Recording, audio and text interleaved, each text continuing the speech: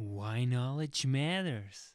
It's really satisfaction in all humility, not pride, but that I could be talking to my classmates and that they were taking their notes. It was not as if I was all knowing, but that I could transmit what I know and people could understand. And now I went into the A levels. I passed A level history, A level literature, A level economics, and to university I went. The university was quite the most that I think shaped my my aspirations. Because at the university, I started at the university with literature.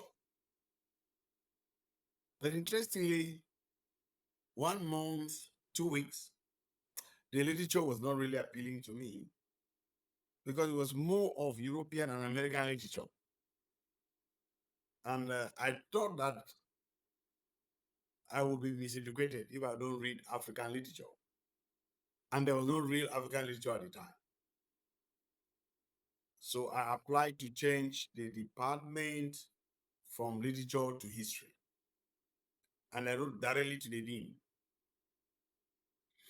The dean of the Faculty of Arts was Professor Martin Joma, a graduate from School of Oriental and African Studies.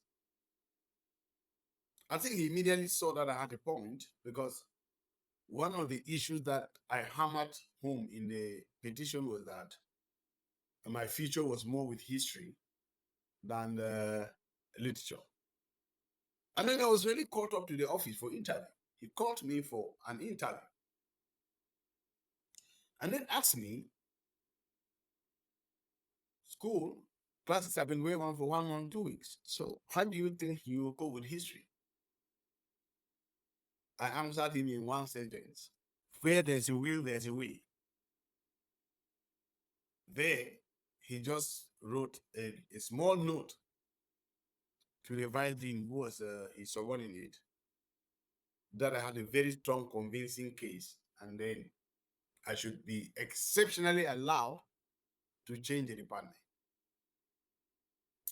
Then, he was teaching a very interesting course, and more, a very difficult one for that matter, historiography.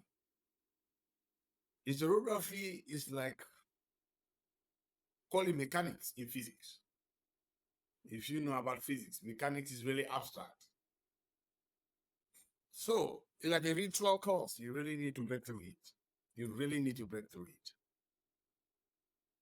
The first term paper I wrote was actually taught by this professor. And I came out very tall in the paper, had 98%. That was not normal.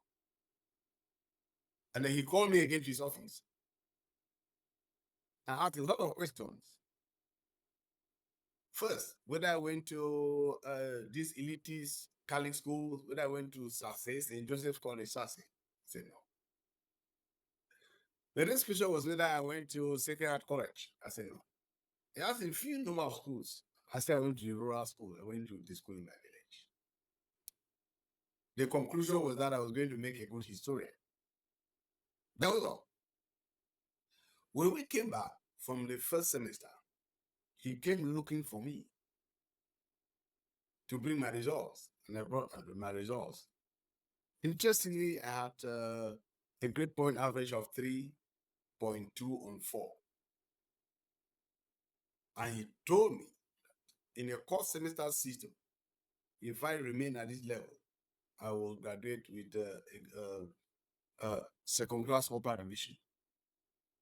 And that is how I think he actually shaped my worldview to take up history and take it up more seriously. Of course, there are many teachers, but I think because if he had refused me from reading history or from changing from literature to history, I doubt where I would have been today. But then to cut a long story short, that is how I entered into this mainstream history. And today, becoming a professor is just another story again, which we can continue in our discussions. That's why knowledge matters. Make your life a masterpiece. Visit now programs.d-ykm.com.